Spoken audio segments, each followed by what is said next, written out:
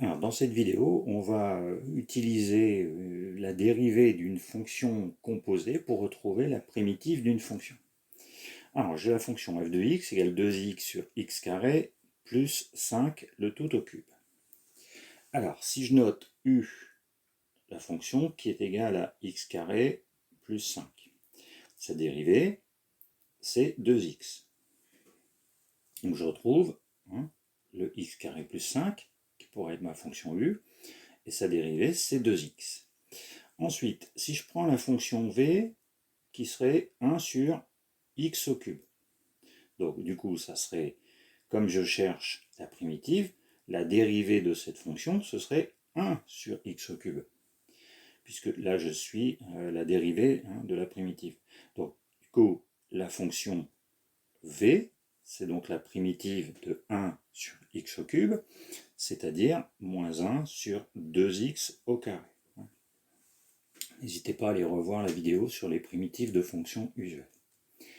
Donc du coup, je connais la dérivée d'une fonction composée, donc v rond u de x, la dérivée c'est u' de x multiplié par v' en u de x. Donc du coup, je me retrouve bien ici avec ce genre d'écriture, puisque u' c'est 2x, v', elle est ici, en u de x, c'est-à-dire en x carré plus 5. Donc du coup, la dérivée, ou la primitive de la fonction, plutôt, la primitive de la fonction f, je vais reprendre moins 1 sur 2, et du coup, je ne suis pas en x, je suis en u de x, c'est-à-dire x carré plus 5 au carré. Voilà, donc là j'ai la primitive de la fonction f, à partir de la dérivée d'une fonction composée. Pour le deuxième exemple, je vais travailler un petit peu de la même façon. Je vais noter u, la fonction qui est égale à x au cube. Sa dérivée, c'est 3x au carré. Et si je note, alors du coup, la dérivée de v, ça serait exponentielle x. Donc v, c'est exponentielle x. La fonction exponentielle, sa dérivée, c'est exponentielle. Donc du coup, la primitive de exponentielle x, c'est exponentielle x.